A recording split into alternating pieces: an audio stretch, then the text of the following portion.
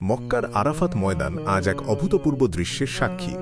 বিশাল জনসমুদ্র, মাথার ওপর গনগনে সূর্য, কিন্তু চারদিকে এক অদ্ভুত অপার্থিব প্রশান্তি বিরাজ করছে। 1 লাখেরও বেশি সাহাবীর এক বিশাল কাফেলা আজ একত্রিত হয়েছে তাদের সবচেয়ে প্রিয় মানুষটির চারপাশে। বিশ্বনবী রহমতুল্লিল আলমিন মোহাম্মদ সাল্লাল্লাহু আলাইহি ওয়াসাল্লাম তার উট কাসওয়ার পিঠে বসে আছেন। বিদায় হজের এই ঐতিহাসিক দিনে তিনি এমন এক ভাষণ দিচ্ছেন যা প্রতিটি মুমিনের হৃদয়ে চিরকালের জন্য গেঁথে যাবে। তিনি বারবার জিজ্ঞেস করছেন, আমি কি তোমাদের কাছে আল্লাহর বাণী পৌঁছে দিয়েছি? আর 1 লাখেরও বেশি সাহাবী একযোগে আকাশ কাঁপিয়ে উত্তর দিচ্ছেন, হ্যাঁ, আল্লাহর কসম, আপনি পৌঁছে দিয়েছেন। ঠিক এমন এক মুহূর্তে আসমান থেকে অবতীর্ণ হল কোরআনের একটি আয়াত। আল্লাহ রাব্বুল আলামিন ঘোষণা করলেন, আজ আমি তোমাদের জন্য তোমাদের দ্বীনকে পরিপূর্ণ করে দিলাম, তোমাদের উপর আমার নিয়ামত সম্পূর্ণ করলাম এবং ইসলামকে তোমাদের জন্য একমাত্র জীবন ব্যবস্থা হিসেবে মনোনীত করলাম। এই আয়াত শোনার পর মক্কার সেই বিশাল প্রান্তরে যখন সবাই আনন্দে আত্মহারা, তখন শুধু একজন মানুষের চোখ দিয়ে অঝরে অশ্রু ঝরছিল। তিনি হলেন ইসলামের দ্বিতীয় খলিফা, লৌহমানব ওমর ইবনে খাত্তাব। কেউ একজন তাকে জিজ্ঞেস করল, হে ওমর, আজ তো আনন্দের দিন, আজ দিন পরিপূর্ণ হয়েছে, আপনি কেন কাঁদছেন? ওমর অত্যন্ত ভারাক্রান্ত কণ্ঠে উত্তর দিলেন, তোমরা বুঝতে পারছো না, কোনো কিছু যখন পরিপূর্ণ হয়ে যায় তখন তার মানে হলো এরপর থেকে তার কমতি শুরু হবে। এই আয়াত আমাদের একটি চরম বেদনার বার্তা দিচ্ছে। দিন পরিপূর্ণ হওয়ার মানে হলো পৃথিবীতে আল্লাহর রাসূলের দায়িত্ব শেষ হয়ে গেছে। এটি রাসূলুল্লাহর বিদায়ের পদধ্বনি। ওমরের এই কথাটি সেদিন হয়তো অনেকেই পুরোপুরি উপলব্ধি করতে পারেনি, কিন্তু সময় ঘনিয়ে আসছিল এক ভয়ঙ্কর শোকের দিকে, যে শোক মদিনার আকাশ বাতাসকে চিরতরে স্তব্ধ করে দেবে। বিদায় হজ শেষ করে রাসূলুল্লাহ সাল্লাল্লাহু আলাইহি ওয়াসাল্লাম মদিনায় ফিরে এলেন। দিনগুলো স্বাভাবিকভাবেই কাটছিল, কিন্তু হঠাৎ একদিন গভীর রাতে তিনি তার একজন খাদেমকে ডেকে বললেন, আল্লাহ আমাকে জান্নাতুল বাকি গোরস্তানের অধিবাসীদের জন্য ক্ষমা প্রার্থনার নির্দেশ দিয়েছেন, চলো, আমার সাথে চলো। রাতের নিস্তব্ধ অন্ধকারে মদিনার নীরব পথ ধরে বিশ্বনবী হাঁটছেন। জান্নাতুল বাকিতে পৌঁছে তিনি দীর্ঘক্ষণ দাঁড়িয়ে মৃতদের জন্য দোয়া করলেন। এরপর তিনি তার খাদেমের দিকে তাকিয়ে অত্যন্ত গভীর এবং রহস্যময় একটি কথা বললেন। তিনি বললেন, আমাকে পৃথিবীর সমস্ত ধনভাণ্ডারের চাবি এবং দীর্ঘ জীবনের প্রস্তাব দেওয়া হয়েছিল এবং এরপর জান্নাতের প্রস্তাব দেওয়া হয়েছিল, কিন্তু আমি আমার রবের সাথে মিলিত হওয়াকেই বেছে নিয়েছি। খাদেম এই কথার গভীরতা বুঝতে পারল না। জান্নাতুল বাকি থেকে ফিরে আসার পর দিনই রাসূলুল্লাহ সাল্লাল্লাহু আলাইহি ওয়াসাল্লামের মাথায় প্রচণ্ড ব্যথা শুরু হল। ব্যথার তীব্রতা এতই বেশি ছিল যে তিনি তার মাথায় একটি পট্টি বেঁধে রাখতেন। অসুস্থতা দিন দিন বাড়তে লাগল। প্রচণ্ড জ্বর তার পবিত্র শরীরকে পুড়িয়ে দিচ্ছিল। জ্বরের তীব্রতা এতটাই ভয়ানক ছিল যে একজন সাহাবী রাসূলুল্লাহর গায়ে হাত রেখে ছ্যাঁকা খেয়ে হাত সরিয়ে নিয়েছিলেন। তিনি অবাক হয়ে বলেছিলেন, ইয়া রাসূলুল্লাহ, আপনার শরীর তো আগুনে পুড়ছে। দয়ার নবী মুচকি হেসে বলেছিলেন, হ্যাঁ, তোমাদের দুজনের সমান জ্বর আমার একার শরীরে দেওয়া হয়েছে যাতে আমার সওয়াবও দ্বিগুণ করে দেওয়া হয়। অসুস্থ অবস্থায় তিনি তার স্ত্রীদের ঘরে পালাক্রমে থাকছিলেন, কিন্তু যখন রোগ খুব বেশি কঠিন হয়ে পড়ল তখন তিনি বারবার জিজ্ঞেস করতে লাগলেন, আগামীকাল আমি কার ঘরে থাকব? আগামীকাল আমার পালা কোথায়? উম্মুল মুমিনিনরা বুঝতে পারলেন যে রাসূলুল্লাহ সাল্লাল্লাহু আলাইহি ওয়াসাল্লাম তার সবচেয়ে প্রিয় স্ত্রী আয়েশা রাদিয়াল্লাহু আনহার ঘরে থাকতে চাইছেন। তারা সবাই অত্যন্ত আনন্দের সাথে তাকে আয়েশার ঘরে থাকার অনুমতি দিলেন। রাসূলুল্লাহ সাল্লাল্লাহু আলাইহি ওয়াসাল্লাম বিছানা থেকে ওঠার চেষ্টা করলেন, কিন্তু তার শরীরে নিজের পায়ে ভর দিয়ে দাঁড়ানোর মতো কোনো শক্তি অবশিষ্ট ছিল না। তখন ইসলামের বীর সেনানী আলী ইবনে আবি তালিব এবং রাসূলুল্লাহর চাচাতো ভাই ফজল ইবনে আব্বাস এগিয়ে এলেন। তারা দুজনে রাসূলুল্লাহর 2 কাঁধের নিচে নিজেদের কাঁধ দিয়ে তাকে তুলে ধরলেন। রাসূলুল্লাহর পবিত্র পা দুটি দুর্বলতার কারণে মদিনার মাটিতে হেঁচড়ে যাচ্ছিল। এভাবেই তাকে আয়েশা রাদিয়াল্লাহু আনহার ছোট্ট হুজরায় নিয়ে আসা হলো। এই ঘরটি হতে যাচ্ছে পৃথিবীর ইতিহাসের সবচেয়ে বড় বেদনার সাক্ষী।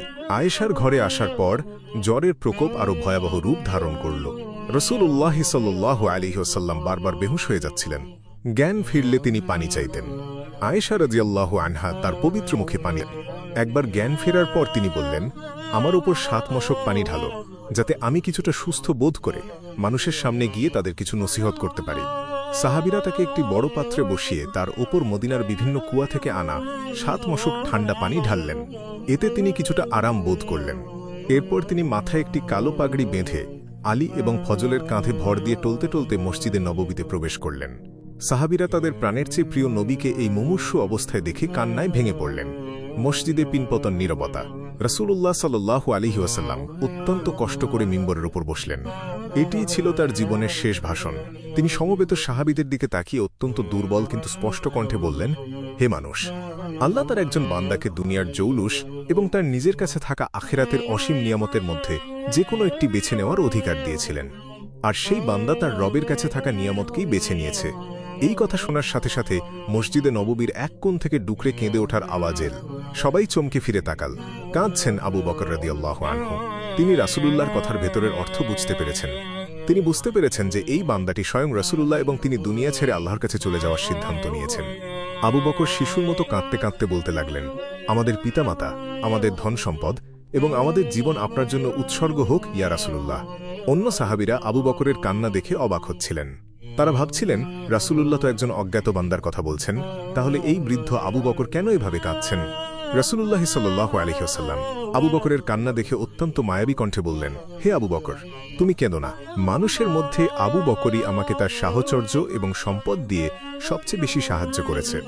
আজ যদি আমি আল্লাহ ছাড়া অন্য কাউকে নিজের সবচেয়ে অন্তরঙ্গ বন্ধু বা খলিল হিসেবে গ্রহণ করতাম, তবে আমি আবু বকরকেই গ্রহণ করতাম।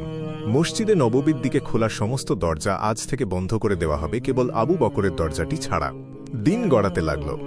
বৃহস্পতিবার পার হয়ে শুক্রবার এল। রাসূলুল্লাহর শারীরিক অবস্থা এতটাই খারাপ হয়ে গেল যে তিনি আর বিছানা থেকে উঠতে পারছিলেন না। নামাজের সময় হলে বিলাল রাদিয়াল্লাহু আনহু এসে আজান দিতেন এবং রাসূলুল্লাহর অনুমতির অপেক্ষা করতেন। ঈশার নামাজের সময় হল। রাসূলুল্লাহ সাল্লাল্লাহু আলাইহি ওয়াসাল্লাম আয়েশাকে জিজ্ঞেস করলেন, মানুষ কি নামাজ পড়ে নিয়েছে? আয়েশা বললেন, না ইয়া রাসূলুল্লাহ, তারা আপনার জন্য অপেক্ষা করছে। রাসূলুল্লাহ বললেন, আমার জন্য একটি পাত্রে পানি আনো। পানি আনা হল। তিনি গোসল করে ওঠার চেষ্টা করলেন, কিন্তু সাথে সাথে তিনি অজ্ঞান হয়ে পড়ে গেলেন। কিছুক্ষণ পর জ্ঞান ফিরলে তিনি আবার জিজ্ঞেস করলেন, মানুষ কি নামাজ পড়ে নিয়েছে? আয়েশা একই উত্তর দিলেন। তিনি আবার গোসলের চেষ্টা করলেন এবং আবার অজ্ঞান হয়ে গেলেন। এভাবে পরপর ৩ বার তিনি অজ্ঞান হয়ে গেলেন। যখন তিনি বুঝতে পারলেন যে তার পক্ষে আর মসজিদে যাওয়া কোনোভাবেই সম্ভব নয়, তখন তিনি এক ঐতিহাসিক নির্দেশ দিলেন। তিনি বললেন, আবু বকরকে বলো সে যেন মানুষকে নিয়ে নামাজ আদায় করে। এই নির্দেশ শুনে আয়েশা রাদিয়াল্লাহু আনহা অত্যন্ত ঘাবড়ে গেলেন। তিনি জানতেন তার পিতা আবু বকর অত্যন্ত নরম মনের মানুষ। কোরআন তেলাওয়াত করতে গেলে তিনি কান্নায় ভেঙে পড়েন। রাসূলুল্লাহর জায়গায় দাঁড়িয়ে নামাজ পড়ানো তার পক্ষে সম্ভব না। আয়েশা বললেন, ইয়া রাসূলুল্লাহ, আবু বকর অত্যন্ত কোমল হৃদয়ের মানুষ। তিনি আপনার জায়গায় দাঁড়ালে কান্নার কারণে মানুষকে কোরআন শোনাতে পারবেন না। আপনি বরং ওমরকে নির্দেশ দিন। কিন্তু রাসূলুল্লাহ তার সিদ্ধান্তে অটল রইলেন। তিনি আবার বললেন, আবু বকরকে বলো নামাজ পড়াতে। আয়েশা আবার একই কথা বলে তাকে ফেরানোর চেষ্টা করলেন। এবার রাসূলুল্লাহ সাল্লাল্লাহু আলাইহি ওয়াসাল্লাম কিছুটা রাগান্বিত হয়ে বললেন, তোমরা তো দেখছি ইউসুফ আলাইহিস সালামের যুগের মহিলাদের মতো তর্ক করছো। আমি যা বলছি তা করো। আবু বকরকে বলো সে যেন মানুষের ইমামতি করে। আবু বকর রাদিয়াল্লাহু আনহু রাসূলুল্লাহর জায়গায় সেই পবিত্র মেহরাবে গিয়ে দাঁড়ালেন। তার বুকের ভেতর তখন কান্নার প্রবল তুফান। যে মেহরাবে সারা জীবন তিনি তার প্রিয় নবীকে দেখেছেন, আজ সেখানে তাকে শূন্য অবস্থায় দাঁড়াতে হচ্ছে। আবু বকর নামাজ শুরু করলেন। তার কান্নার আওয়াজে পেছনের সাহাবীদের বুকের ভেতরটাও ভেঙে চুরমার হয়ে যাচ্ছিল। মসজিদে নববীর বাতাস ভারী হয়ে উঠল এক অজানা আশঙ্কায় এবং অব্যক্ত বেদনায়। আবু বকর রাসূলুল্লাহর জীবদ্দশায় মোট ১৭ ওয়াক্ত নামাজের ইমামতি করেছিলেন। অবশেষে চলে এল সেই ভয়ঙ্কর দিন। সোমবার সকাল। মসজিদে নববীতে সাহাবীরা ফজরের নামাজ আদায় করছেন। আবু বকর রাদিয়াল্লাহু আনহু ইমামতি করছেন। সাহাবীরা একনিষ্ঠভাবে নামাজে মগ্ন। এমন সময় আয়েশা রাদিয়াল্লাহু আনহার হুজরার সেই পর্দাটি, যা ঠিক মসজিদের সাথে লাগানো ছিল, সেটি খুব ধীরে ধীরে সরে গেল। রাসূলুল্লাহ সাল্লাল্লাহু আলাইহি ওয়াসাল্লাম সেই পর্দার আড়াল থেকে তার প্রাণপ্রিয় সাহাবীদের দিকে তাকালেন। মৃত্যুর ঠিক আগ মুহূর্তে নিজের তৈরি করা এই বিশাল ইমানি সাম্রাজ্য, কাতারে কাতারে দাঁড়িয়ে থাকা এই আত্মত্যাগী মানুষদের দেখে তার পবিত্র চেহারায় এক অভাবনীয় সুন্দর এবং প্রশান্তির হাসি ফুটে উঠল। তার চেহারা যেন কোরআনের একটি উন্মুক্ত পাতার মতো ঝলমল করছিল। সাহাবীরা নামাজের মধ্যে রাসূলুল্লাহকে হাসি মুখে দাঁড়িয়ে থাকতে দেখে আনন্দে আত্মহারা হয়ে গেলেন। তারা ভাবলেন তাদের প্রাণপ্রিয় নবী হয়তো সুস্থ হয়ে গেছেন। নামাজের ভেতরেই এক বিশাল আলোড়ন তৈরি হল। অনেকে খুশিতে নামাজ ভেঙে ফেলার উপক্রম করলেন। আবু বকর রাদিয়াল্লাহু আনহু পেছনের মানুষের নড়াচড়া বুঝতে পেরে ভাবলেন, রাসূলুল্লাহ হয়তো নামাজে যোগ দেওয়ার জন্য আসছেন। তিনি মেহরাব থেকে পেছনের দিকে সরে আসার চেষ্টা করলেন, কিন্তু রাসূলুল্লাহ সাল্লাল্লাহু আলাইহি ওয়াসাল্লাম হাত নেড়ে তাদের ইশারা করলেন, তোমরা তোমাদের নামাজ পূর্ণ করো। এরপর তিনি শেষবারের মতো তাদের দিকে এক গভীর ভালোবাসার দৃষ্টি নিক্ষেপ করে পর্দাটি টেনে দিলেন। মদিনার মানুষ আর কোনোদিন তাদের এই প্রিয় মুখটিকে জীবিত অবস্থায় দেখতে পায়নি। এটিই ছিল দুনিয়ার বুকে রাসূলুল্লাহর শেষ দর্শন। সোমবার বেলা বাড়তে লাগল। সূর্য যখন মাথার উপর পৌঁছাল, তখন রাসূলুল্লাহ সাল্লাল্লাহু আলাইহি ওয়াসাল্লামের জীবনের শেষ মুহূর্তগুলো ঘনিয়ে এল। তার মাথা আয়েশা রাদিয়াল্লাহু আনহার বুকের ওপর রাখা ছিল। আয়েশা নিজের ভাষায় সেই মুহূর্ত বর্ণনা দিতে গিয়েছেন, আল্লাহর অসীম রহমত যে রাসূলুল্লাহর শেষ নিঃশ্বাস আমার বুকের ওপর এবং আমার থুতনির নিচে বের হয়েছিল। ঠিক সেই মুহূর্তে আয়েশার ভাই আব্দুর রহমান ইবনে আবু বকর ঘরে প্রবেশ করলেন। তার হাতে ছিল একটি কাঁচা মিসওয়াক। রাসূলুল্লাহ সাল্লাল্লাহু আলাইহি ওয়াসাল্লাম খুব দুর্বল দৃষ্টিতে সেই মিসওয়াকের দিকে তাকালেন। আয়েশা বুঝতে পারলেন যে রাসূলুল্লাহ মিসওয়াক করতে চাইছেন। তিনি সাথে সাথে ভাইয়ের কাছ থেকে সেটি নিয়ে নিজের দাঁত দিয়ে চিবিয়ে নরম করলেন এবং রাসূলুল্লাহর পবিত্র মুখে ঘষে দিলেন। মৃত্যুর আগ মুহূর্তেও এই পবিত্রতার প্রতি তার অসীম ভালোবাসা আমাদের জন্য এক বিশাল শিক্ষা। মিসওয়াক করার পরপরই রাসূলুল্লাহর কষ্ট আরও বেড়ে গেল। তার সামনে একটি পানির পাত্র রাখা ছিল। তিনি বারবার সেই পাত্রে হাত ডোবাচ্ছিলেন এবং সেই পানি নিজের পবিত্র চেহারায় মুছে অত্যন্ত কাতর কণ্ঠে বলছিলেন, লা ইলাহা ইল্লাল্লাহ। নিশ্চয়ই মৃত্যুর অনেক যন্ত্রণা রয়েছে। হে আল্লাহ, মৃত্যুর এই কাঠিন্য সহ্য করতে আপনি আমাকে সাহায্য করুন। আয়েশা রাদিয়াল্লাহু আনহা অত্যন্ত পরম মমতায় তার মাথাটি নিজের বুকের সাথে জড়িয়ে রাখলেন। হঠাৎ রাসূলুল্লাহ সাল্লাল্লাহু আলাইহি ওয়াসাল্লাম তার দৃষ্টি আকাশের দিকে স্থির করলেন। তার দুই ঠোঁট নড়তে শুরু করল। আয়েশা কান পেতে শোনার চেষ্টা করলেন তিনি কি বলছেন। তিনি শুনতে পেলেন বিশ্বনবী তার জীবনের সর্বশেষ বাক্য উচ্চারণ করছেন, হে আল্লাহ, আমাকে ক্ষমা করুন, আমার প্রতি দয়া করুন এবং আমাকে জান্নাতের সর্বোচ্চ সঙ্গীদের সাথে মিলিত করুন। এই কথাটি বলার সাথে সাথেই তার পবিত্র হাতটি নিচের দিকে ঢলে পড়ল। তার চোখ দুটি চিরতরে স্থির হয়ে গেল। আয়েশার বুকের ওপর রাখা মাথাটি ভারী হয়ে এল। বিশ্বজগতের সবচেয়ে পবিত্র আত্মা রহমাতুল্লিল আলামিন তার রবের ডাকে সাড়া দিয়ে এই নশ্বর পৃথিবী ছেড়ে চিরবিদায় নিলেন। ইন্না লিল্লাহি ওয়া ইন্না ইলাইহি রাজিউন। আয়েশা রাদিয়াল্লাহু আনহা হাউমাউ করে কেঁদে উঠলেন। তার কান্নার আওয়াজ শুনে মদিনার মানুষের বুঝতে আর বাকি রইল না যে তাদের মাথার উপর থেকে আসমানের ছায়া চিরতরে সরে গেছে। মুহূর্তের মধ্যে মদিনায় যেন কিয়ামত নেমে এল। সাহাবীদের মাথার উপর আকাশ ভেঙে পড়ল। যারা তলোয়ার হাতে শত শত কাফেরের সামনে বীরদর্পে লড়াই করেছেন, তারা আজ ছোট্ট শিশুর মতো মাটিতে লুটিয়ে পড়ে ফুঁপিয়ে ফুঁপিয়ে কাঁদতে লাগলেন। উসমান রাদিয়াল্লাহু আনহু দুঃখে এতটাই বোবা হয়ে গেলেন যে তাকে এদিক ওদিক টেনে নিয়ে যাওয়া হচ্ছিল, কিন্তু তার মুখ থেকে কোনো কথা বের হচ্ছিল না। আলী রাদিয়াল্লাহু আনহু মাটিতে এমনভাবে বসে পড়লেন যে তার আর উঠে দাঁড়ানোর শক্তি রইল না। কিন্তু সবচেয়ে ভয়াবহ অবস্থা হল হযরত ওমরের। মদিনার সেই লৌহ মানব, যার নাম শুনলে কাফেরদের অন্তরাত্মা কেঁপে উঠত, তিনি নিজের তলোয়ার কোষমুক্ত করে মসজিদের মাঝখানে দাঁড়িয়ে পাগলের মতো চিৎকার করতে লাগলেন। তিনি বললেন, কিছু মুনাফিক বলছে রাসূলুল্লাহ মারা গেছেন। আল্লাহর কসম, তিনি মারা যাননি। তিনি ঠিক সেভাবেই তার রবের সাথে কথা বলতে গেছেন যেভাবে মুসা আলাইহিসসালাম 40 দিনের জন্য গিয়েছিলেন। আল্লাহর কসম, তিনি আবার ফিরে আসবেন। আর যারা বলছে তিনি মারা গেছেন, আমি আমার এই তলোয়ার দিয়ে তাদের হাত এবং পা শরীর থেকে আলাদা করে ফেলব। ওমরের এই ভয়ঙ্কর রূপ দেখে কেউ তার সামনে যাওয়ার সাহস পাচ্ছিল না। পুরো মদিনা যখন শোকে এবং আতঙ্কে দিশেহারা, তখন এই উম্মতের সবচেয়ে বড় কাণ্ডারি, সবচেয়ে পরিণত মস্তিষ্কের অধিকারী আবু বকর রাদিয়াল্লাহু আনহু সেখানে এসে উপস্থিত হলেন। তিনি ঘোড়া থেকে নেমে কারো সাথে কোনো কথা না বলে সোজা আয়েশার হুজরায় প্রবেশ করলেন। তিনি দেখলেন একটি চাদর দিয়ে রাসূলুল্লাহর পবিত্র মৃতদেহ ঢাকা রয়েছে। তিনি চাদরটি সরালেন, রাসূলুল্লাহর কপালে একটি দীর্ঘ চুমু খেলেন এবং অঝরে কাঁদতে কাঁদতে বললেন, আমার পিতামাতা আপনার জন্য উৎসর্গ হোক ইয়া রাসূলুল্লাহ। আপনি জীবনে যেমন পবিত্র ও সুন্দর ছিলেন, মৃত্যুতেও আপনি তেমনই পবিত্র ও সুন্দর। আল্লাহ আপনাকে কখনোই দুইবার মৃত্যুর স্বাদ দেবেন না। এরপর আবু বকর ঘর থেকে বের হয়ে মসজিদে এলেন। ওমর তখনও তলোয়ার উঁচিয়ে মানুষকে শাসাচ্ছেন। আবু বকর অত্যন্ত গম্ভীর কণ্ঠে বললেন, হে ওমর, শান্ত হও এবং বসে পড়ো। কিন্তু ওমর এতটাই আবেগপ্রবণ হয়েছিলেন যে তিনি আবু বকরের কথা শুনলেন না। তখন আবু বকর ওমরের দিক থেকে মুখ ফিরিয়ে সমবেত জনতার দিকে ঘুরে দাঁড়ালেন। তিনি এমন এক ভাষণ দিলেন যা পৃথিবীর ইতিহাসে ঈমান এবং বাস্তবতার সবচেয়ে বড় দলিল হয়ে আছে। আবু বকর আল্লাহর প্রশংসা করে অত্যন্ত বজ্রকণ্ঠে ঘোষণা করলেন, হে মানুষ, তোমাদের মধ্যে যারা মুহাম্মদের উপাসনা করতে, তারা জেনে রাখো যে মুহাম্মদ মৃত্যুবরণ করেছেন। আর তোমাদের মধ্যে যারা এক আল্লাহর উপাসনা করতে, তারা জেনে রাখো যে আল্লাহ চিরঞ্জীব এবং তিনি কখনো মৃত্যুবরণ করবেন না। এরপর তিনি কোরআনের সেই অমোঘ আয়াতটি তেলাওয়াত করলেন যা উহুদ যুদ্ধের সময় নাজিল হয়েছিল। আর মুহাম্মদ তো কেবল একজন রাসূল মাত্র, তার আগেও বহু রাসূল গত হয়েছেন। সুতরাং তিনি যদি মারা যান বা নিহত হন, তবে কি তোমরা তোমাদের পুরনো ধর্মে ফিরে যাবে? আর যে ব্যক্তি পেছন ফিরে যাবে, সে আল্লাহর বিন্দুমাত্র ক্ষতি করতে পারবে না।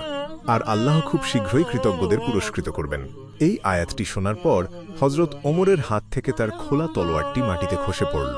তার মনে হল তিনি যেন তার জীবনে এই আয়াতটি এই প্রথমবার শুনলেন। ওমরের হাঁটুর শক্তি শেষ হয়ে গেল এবং তিনি ধড়াস করে মাটিতে লুটিয়ে পড়লেন। তিনি শিশুর মতো ডুকরে কেঁদে উঠলেন। তিনি বুঝতে পারলেন আসমানের ওহির দরজা চিরতরে বন্ধ হয়ে গেছে। বিশ্বনবী আর কোনোদিন মদিনার রাস্তায় হাঁটবেন না। তিনি আর কোনোদিন মিম্বরে দাঁড়িয়ে খুতবা দেবেন না। বিলাল আর কোনোদিন তাকে ডেকে আজান দেবেন না। রাসূলুল্লাহ সাল্লাল্লাহু আলাইহি ওয়াসাল্লামের ইন্তেকালের পর মদিনার বাতাস যেন আক্ষরিক অর্থেই অন্ধকার হয়ে গেল। আনাস রাদিয়াল্লাহু আনহু বলেন, যেদিন রাসূলুল্লাহ মদিনায় এসেছিলেন সেদিন মদিনার প্রতিটি অলিগলি আলোয় আলোকিত হয়ে গিয়েছিল, আর যেদিন তিনি ইন্তেকাল করলেন সেদিন মদিনার সবকিছু যেন ঘোর অন্ধকারে ঢেকে গেল। সবচেয়ে হৃদয় বিদারক দৃশ্য তৈরি হতো নামাজের সময়।